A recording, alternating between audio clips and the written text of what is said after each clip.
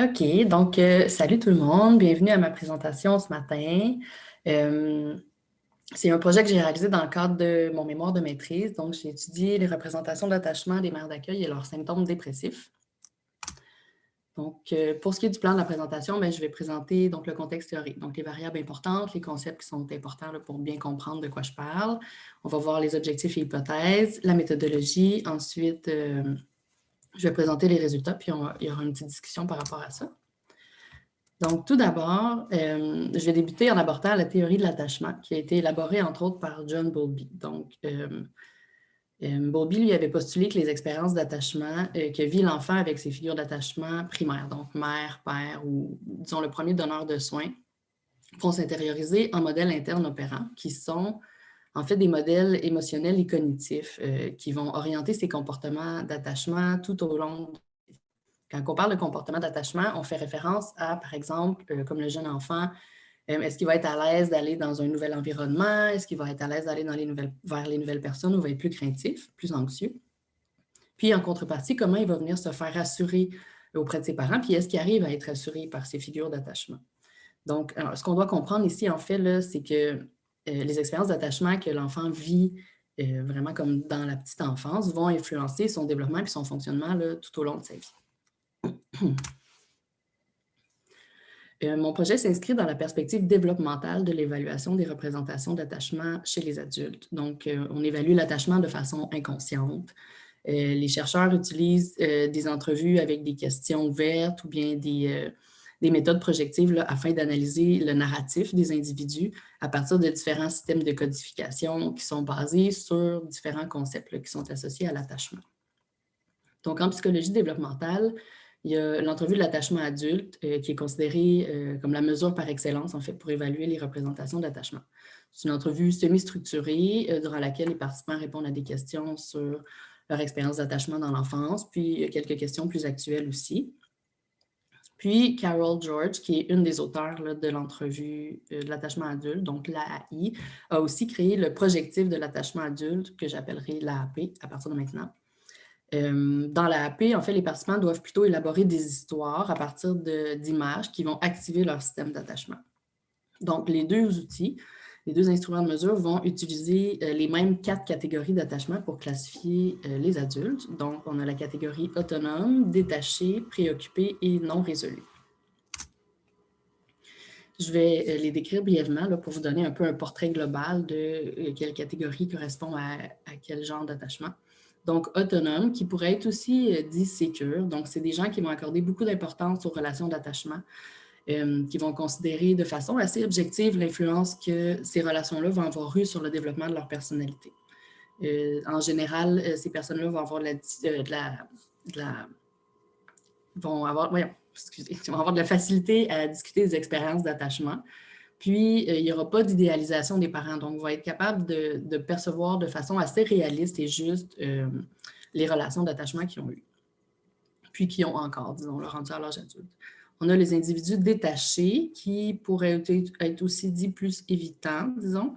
C'est des gens qui vont minimiser l'importance de l'influence des relations d'attachement, ils vont leur accorder peu d'intérêt. Ce n'est pas quelque chose qui est intéressant à discuter ou qui a une quelconque influence là, sur eux, selon leur avis. On a les individus dits préoccupés qui vont apparaître souvent empêtrés dans une relation de dépendance avec les parents. Ils sont comme coincés là-dedans, c'est très émotif. Ils vont avoir de la difficulté à s'en dégager, puis souvent, il va y avoir de la colère qui va sortir de leur narratif là, dans les différents outils. Il y a les individus non résolus, qui sont des individus qui ont vécu des expériences de perte ou d'abus dans l'enfance, donc ils ont vécu des deuils, ils ont été abusés ou négligés, par exemple. Puis il y a encore, disons, dans leur narratif actuel rendu à l'âge adulte, des indices dans leur discours qui vont nous indiquer que ces expériences-là ne sont pas résolues encore, justement. Donc, c'est encore quelque chose qui les habite et qui va les influencer beaucoup. Puisque les deux instruments utilisent les 4 mêmes catégories d'attachement, il y a des chercheurs qui se sont intéressés à leur validité convergente, donc à savoir est-ce que les deux vont classifier les individus de la même façon dans les mêmes catégories. Il y a les auteurs de l'AAP qui ont fait plusieurs études là-dessus, puis ils ont trouvé une forte convergence entre les catégories des deux outils. Donc, ce que ça veut dire, c'est que, en fait, un individu qui serait classifié autonome dans l'AI le serait aussi de façon générale dans l'AP et ainsi de suite là, pour chaque catégorie.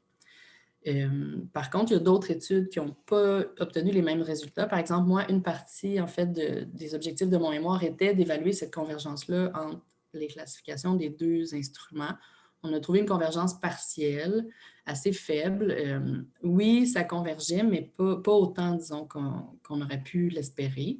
Puis, il y a aussi une étude qui a été faite aux États-Unis avec un échantillon d'adolescents, disons, début âge adulte, qui n'ont pas trouvé du tout de convergence là, entre les classifications des deux instruments. Fait qu'il semblerait que les deux outils qui utilisent en fait des systèmes de codification là, pour classifier les individus pourraient ne pas être totalement équivalents ou aller comme chercher différents aspects de l'attachement là, qui ne sont pas exactement les mêmes. Il y a finalement, en fait, il y a des études qui sont intéressées.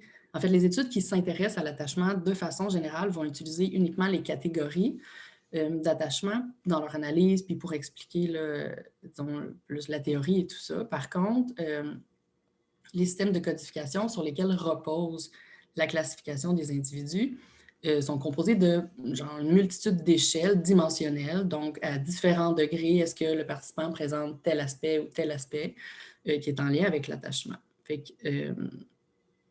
il y a plusieurs études, en fait, qui ont démontré que c'est particulièrement intéressant de s'intéresser à l'attachement sous forme dimensionnelle parce que ça permet de mieux expliquer les différences entre les individus en ce qui concerne l'attachement. Donc, ce qui arrive, en fait, c'est que lorsqu'on utilise uniquement les catégories d'attachement, bien, on perd de l'information quant à la classification des individus dans le sens où les catégories ne permettent pas vraiment de refléter la complexité là, des différentes dimensions de l'attachement qui, elles, bien, en fait, nous donnent un portrait plus nuancé.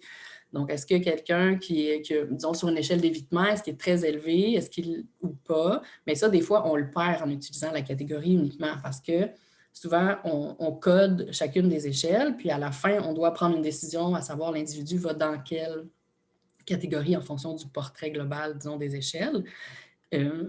Mais souvent, il faut comme débattre un peu, ou ça peut être des choix très ambigus, fait qu'on peut perdre une partie d'information en disant « Ah, ben il est autonome, mais en même temps, il tire tellement sur le détaché, on aurait pu le classifier dans les deux. » Mais ça, on ne le voit pas quand on utilise uniquement les catégories. Puis, ben, l'attachement a déjà été associé à différents, disons, différents aspects du fonctionnement psychologique, comme l'anxiété. Moi, j'ai utilisé plutôt les symptômes dépressifs. Donc, si on s'intéresse au fonctionnement psychologique, justement, plus précisément aux symptômes dépressifs, il y a le modèle interpersonnel de la dépression qui nous apporte une explication, en fait, du développement des symptômes dépressifs chez les adultes. Donc, ce que cette théorie-là nous dit, c'est que, en fait, les interactions sociales puis les habiletés à développer des relations mutuelles avec les autres et satisfaisantes sont très importantes dans le développement des symptômes dépressifs. Donc, la théorie explique que tôt dans le développement des individus, ceux-ci vont développer en fait des patrons relationnels inadaptés ou pas en fonction des relations qu'ils ont eues avec, disons, leur entourage.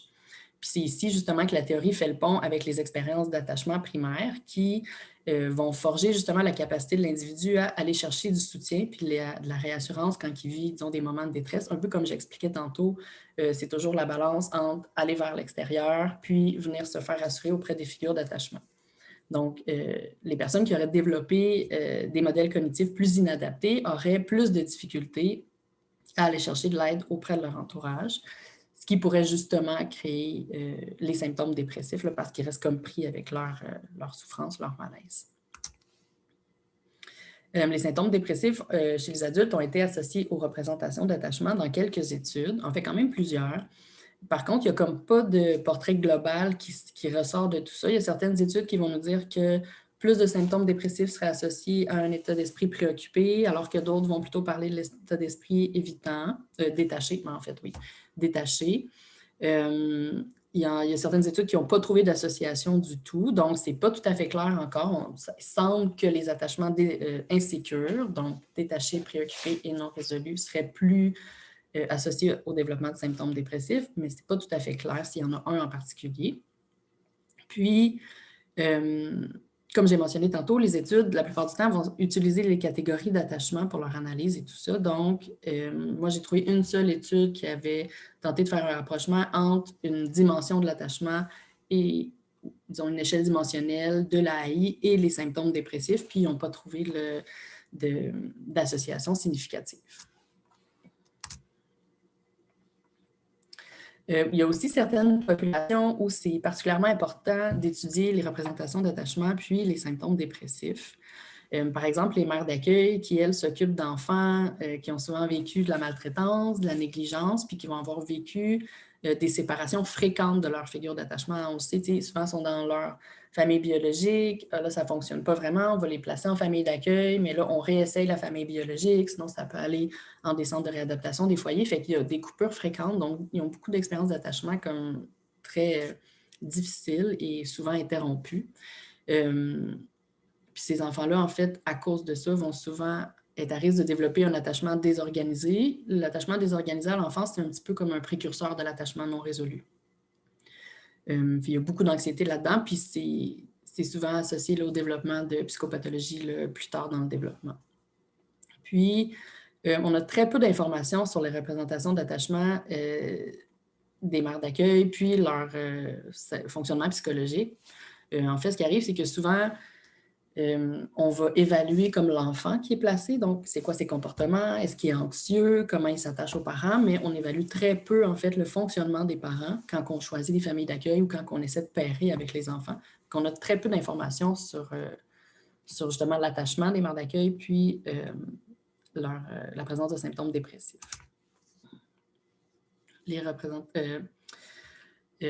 Voilà, donc c'est important de s'intéresser aux représentations d'attachement des mères d'accueil, comme j'ai dit, pour favoriser aussi le développement des enfants dont elles s'occupent, parce qu'on a, dans certaines études, trouvé qu'il y avait justement une association entre leur représentation d'attachement puis l'attachement de l'enfant ou disons, son comportement, son fonctionnement.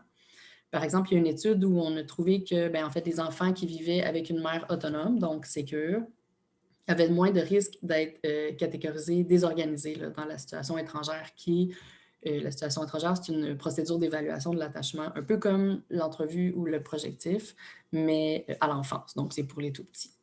Il y a aussi, en fait, les enfants qui vivent avec des parents autonomes, donc encore une fois sécures, qui vont présenter des comportements d'attachement plus sécures, et moins de comportements d'évitant dès la première semaine du placement. Donc, déjà, des parents autonomes qui accueillent un enfant vont déjà arriver à mieux le sécuriser, puis il va présenter moins de comportements d'évitement.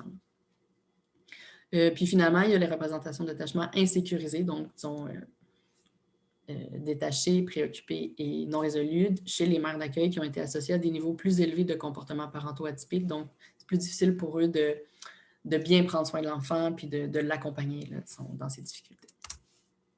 On arrive maintenant aux objectifs et hypothèses. Donc, c'est assez simple. L'objectif était d'explorer l'association entre les catégories et dimensions de l'attachement, puis la présence de symptômes dépressifs chez les mères d'accueil. Notre hypothèse était en fait que les représentations d'attachement insécures seraient associées à plus de symptômes dépressifs là, chez les mères d'accueil.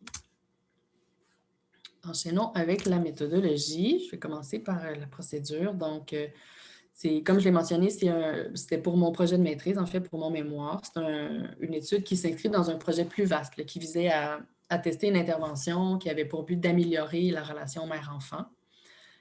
C'est sûr que tout d'abord, on devait aller chercher le consentement des parents d'accueil, puis des parents biologiques. Un coup que toute cette paperasse-là était faite, il y avait 2 visites au domicile qui étaient prévues. Donc, une première visite chez la famille d'accueil.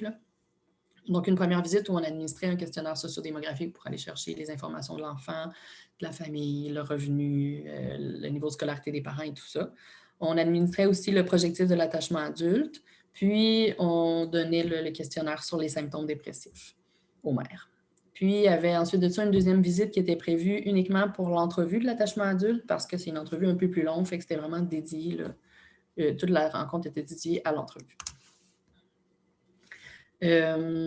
Pour ce qui est des participants, c'est 54 mères d'accueil qui vont composer l'échantillon, qui proviennent de différentes régions du Québec. Par contre, il y en a seulement 42 qui ont accepté de participer aux 2 rencontres. Donc, c'est ça, il y en a 12 qui n'ont pas voulu faire la deuxième rencontre, soit parce que ça ne les intéressait plus, ils trouvaient ça trop exigeant ou ils n'avaient pas le temps. pour différentes raisons. Fait qu'on a un échantillon total de 42 participantes. Puis, l'âge moyen des mères d'accueil était de 39 ans. Pour ce qui est des instruments de mesure, on a justement le questionnaire sociodémographique, là, comme j'ai décrit tantôt, qui est utilisé là, particulièrement pour les variables, comme variable contrôle, pardon. Puis, on a le questionnaire de symptômes dépressifs, qui est l'inventaire de Beck, le BDI, qui est un inventaire auto-rapporté. Là, donc, les mères remplissaient elles-mêmes le questionnaire pour évaluer la présence de différents symptômes qui sont associés aux troubles dépressifs, là, selon le DSM-4, la version révisée dans le temps. Fait que c'est 21 questions de 4 points, de 0 à 3. Est-ce que je juge que je présente tel symptôme, tel symptôme? Ensuite de ça, je vais vous présenter un peu plus en profondeur justement les instruments d'attachement. Donc, le projectif de l'attachement adulte, qui est un test projectif, justement, comme j'ai mentionné, qui évalue les processus défensifs de façon inconsciente. C'est un instrument qui dure environ 10 à 20 minutes à administrer en fonction des histoires là, qui vont être créées par les participants. C'est 8 dessins. Le premier dessin, c'est un dessin neutre. Donc, on veut vraiment que la personne se familiarise avec la procédure. En fait, qu'est-ce qu'on attend d'elle, puis comment un peu elle doit répondre. Puis les 7 autres planches vont activer en fait le système d'attachement. Donc, c'est des images un peu... en fait, c'est une image... il y a cette image, comme je vous ai mis là, à droite dans le petit encadré. Donc, c'est vraiment très fin. C'est au trait dessiné comme ça. Ça peut... Il n'y a rien de très clair, fait que c'est vraiment comme pour que la personne crée d'elle-même sa propre histoire. Il y a 7 échelles dimensionnelles pour codifier le narratif, donc 4 dimensions de l'attachement, puis 3 processus défensifs. Pour ce qui est des échelles dimensionnelles, on a l'échelle expérience personnelle, qui est l'intrusion d'éléments qui appartiennent à la vie personnelle du participant. Donc, par exemple, moi, je raconte une histoire, puis là, si on prend l'image de tantôt, là, il y a un homme et une femme, il semble être à une gare de train. Moi, la semaine passée, quand je prenais le métro, il m'est arrivé ça. Fait que c'est comme s'il y a un glissement entre ma propre expérience puis ce que je suis en train de raconter dans l'histoire. La limite entre les deux est comme floue. On a l'échelle connexion. Ça, c'est dans les dessins de personnages seuls. Donc, il y a certains dessins où il y a seulement un personnage qui est dessiné.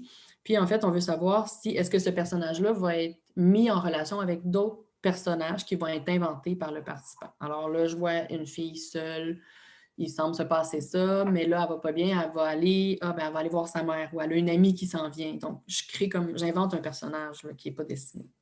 On a l'échelle synchronie qui va référer au degré selon lequel les personnages vont être impliqués dans des relations réciproques dans l'histoire.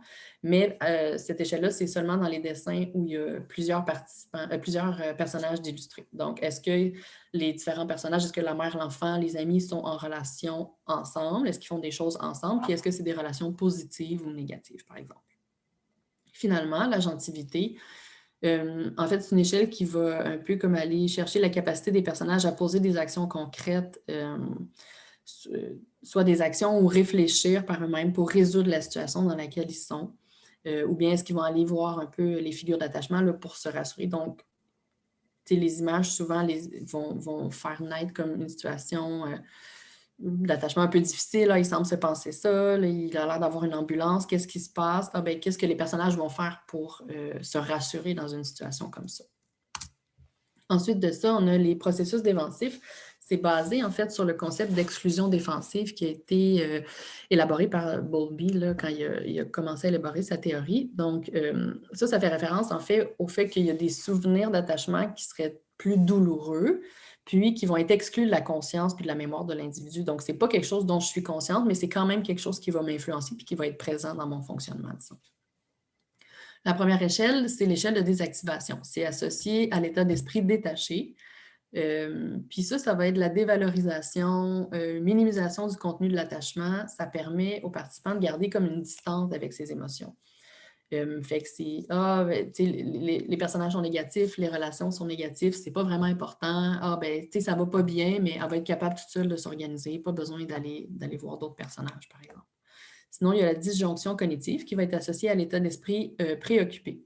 Donc ça, c'est de l'incertitude ou de l'ambivalence en lien avec les personnages, les émotions, les événements dans l'histoire. Donc, c'est comme s'il y avait plusieurs histoires de développer finalement. Là, Est-ce qu'ils sont à la gare ou ils sont plus à l'aéroport? Peut-être que lui, il s'en va, mais peut-être qu'il vient de revenir aussi. Fait qu'il y a comme pas de décisions qui sont prises par rapport à l'histoire. Fait que là, il y a plein d'émotions, il y a plein de choses qui sortent, mais il y a comme pas de cohésion.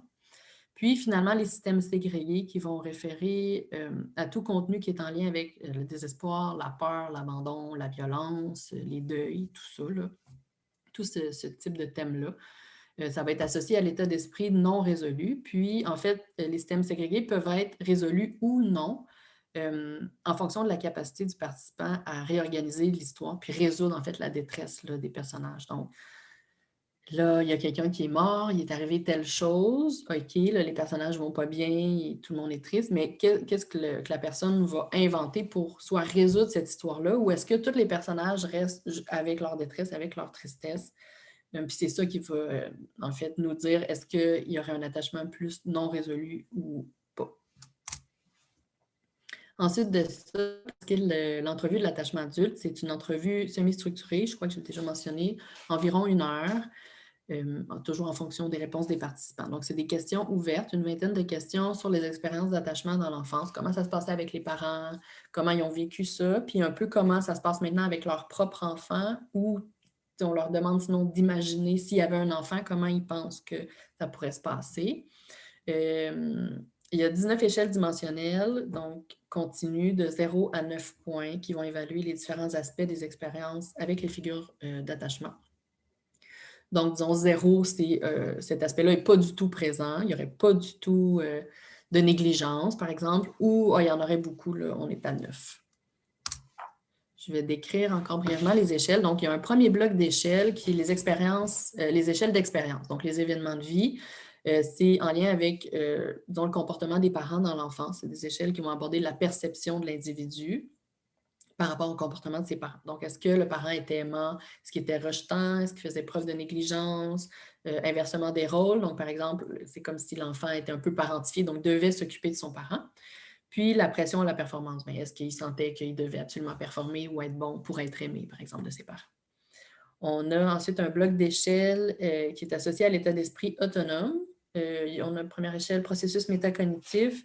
C'est en fait, c'est pendant l'entrevue, est-ce que la personne est capable de réfléchir à ses propres états mentaux, à ses processus de pensée. Ah, mais là, tu sais, je suis en train de dire ça, je raconte ça à propos de mon parent, mais tu sais, dans le fond, c'était peut-être pas ça, puis maintenant, je le vois d'une autre façon. Fait que, tu sais, il y a quelque chose de très organisé, si on veut, là, où on voit comme la distance, justement, là, plus objective de la relation. Sinon, 2 échelles de cohérence, la pensée du discours. En fait, on veut savoir est-ce que la pensée est organisée, est-ce que la personne arrive à être claire, à bien s'exprimer, est-ce qu'elle collabore bien? Puis ça va être des indices, en fait, justement, de l'état d'esprit autonome. Ensuite, les échelles associées à l'état d'esprit détaché, idéalisation du père ou de la mère. Ça, ici, on va essayer de voir est-ce qu'il y a une différence entre ce que la personne nous raconte de comment ses parents étaient, puis sa vision de ses parents. Parce que, tu sais, des fois, on a des gens qui vont dire « Ah, mes parents étaient tellement bons, ils étaient toujours présents, ils nous ont tellement aimés », mais en même temps, dans les exemples qu'ils nous donnent, ben, les parents ne sont pas là, ils travaillent tout le temps, ils n'étaient pas super affectueux. Fait que là, on voit qu'il y a comme une discordance entre la vision du participant puis le comportement qu'il rapporte de ses parents. Manque de mémoire, ben, c'est des références directes là, « Ah, je ne suis pas capable de me souvenir de ça, je ne me souviens pas, j'ai aucun souvenir de ça ». Dérogation, c'est vraiment diminuer l'importance justement de discuter d'une personne ou d'une relation. Ah, ça, c'était pas vraiment important. Tu sais, la relation avec ma mère, ben, tu sais, elle a toujours été là, mais c'est pas quelque chose qui est important. Là. Tu sais, on voit un peu là, la minimisation. Ensuite, les échelles associées à l'état d'esprit préoccupé. Donc, peur de la perte, ça réfère en fait à comment la personne entrevoit la séparation d'avec son propre enfant à différents moments, disons. Ensuite, colère envers la mère et le père, c'est pas de la colère ouvertement dite. Donc, c'est pas on ne code pas cette échelle-là si la personne dit « Ah, ben je suis vraiment fâchée contre mes parents ». C'est plus subtil dans le discours. Ah, ben tu sais, ma mère, c'était toujours elle qui décidait, elle était tellement contrôlante. Mon père, il était comme… Tu sais, on sent qu'il y a un peu de frustration, mais ce n'est pas dit ouvertement. Puis, passivité, discours vague, ben, c'est des phrases non complètes, des expressions très générales utilisées qui ne nous donnent pas vraiment un aperçu de comment ça se passait pour eux. Finalement, les échelles associées à l'état d'esprit non résolu, donc non-résolution en lien avec la perte ou avec l'abus. Donc, si 2 échelles qui vont évaluer la présence potentielle là, de deuil dans la vie de l'enfant ou d'abus qu'il pourrait avoir vécu, là, disons, quand même en jeune âge, puis qui vont causer encore aujourd'hui une désorganisation, justement, dans leur processus de pensée puis leur discours. Maintenant, résultat, donc, ce que tout ça nous dit, en fait, si on commence avec les catégories d'attachement puis les symptômes dépressifs, on a associé les deux, en fait, pour voir est-ce qu'une catégorie va ressortir du lot ou serait plus associée, justement, aux symptômes dépressifs. Les résultats nous disent que pas vraiment, il n'y a rien de significatif, il n'y a pas vraiment de différence entre les catégories en ce qui concerne les symptômes dépressifs là, dans notre échantillon de mère d'accueil. Ensuite de ça, les dimensions de l'attachement et symptômes dépressifs. Donc, on est vraiment allé associer chaque échelle qu'on cote dans chaque outil avec disons, la présence, la force des symptômes dépressifs ou de la dépression. Pour ce qui est de l'AI, donc l'entrevue de l'attachement adulte, on n'a pas trouvé d'association. Donc, les 19 échelles qui sont codées, aucune d'entre elles a été associée avec plus ou moins de symptômes dépressifs. Puis, pour l'AAP, en fait, il y a uniquement les processus de désactivation, donc qui étaient associés à l'attachement détaché, comme je disais tantôt, qui ont été significativement associés aux symptômes dépressifs. Puis ça, en fait, l'association est positive. Donc, ce que ça nous dit, c'est que plus quelqu'un va utiliser de désactivation comme processus défensif dans ses histoires, dans l'AAP, plus il y aurait aussi tendance à présenter des symptômes dépressifs. Puis l'inverse est vrai aussi. Donc, moins j'utilise de désactivation dans mes histoires, moins j'aurais tendance à présenter de symptômes dépressifs. Si on enchaîne avec justement la discussion, comment on peut expliquer tout ça? Le fait qu'il n'y a pas d'association entre les catégories d'attachement et les symptômes dépressifs, en fait, ce qu'on s'est dit, c'est sûr que c'était plate un peu. On s'attendait quand même à en trouver. Il y en avait, en fait, oui. C'est pas vrai. Il y en a aucune association entre les catégories d'attachement. Non, c'est ça. Il n'y avait pas d'association, pas significative. Pardon. Je t'ai mêlée avec autre chose. En fait, ça, c'est qu'on s'est dit possiblement que c'est parce que notre échantillon est petit. Il y a certaines catégories qui avaient presque pas de participants. Je pense que c'est le préoccupé dans la AI qui avait une mère qui était cotée préoccupée. Fait que là, c'est difficile de voir une association. On n'a pas beaucoup de marge de manœuvre quand les catégories sont faiblement représentées, disons, par les participants. C'est un peu ce qu'on a comme explication. Sinon, pas d'association entre les échelles de l'AI et les symptômes dépressifs. Ça, c'est assez surprenant. En fait, moi, je m'attendais à ce qu'il y en ait au moins quelques-unes là, sur les 19 échelles qui sont assez variées, qui auraient pu être associées à plus ou moins de symptômes dépressifs. Ici, ce qu'on pense, c'est que vu que c'est une entrevue qui relate, la personne, en fait, va parler de son histoire. Donc, on va chercher surtout sa perception de ce qui s'est passé dans ses expériences d'attachement, avec ses figures d'attachement. Donc, peut-être, en fait, ça serait cette perception-là plus consciente ne serait pas associée justement aux symptômes dépressifs.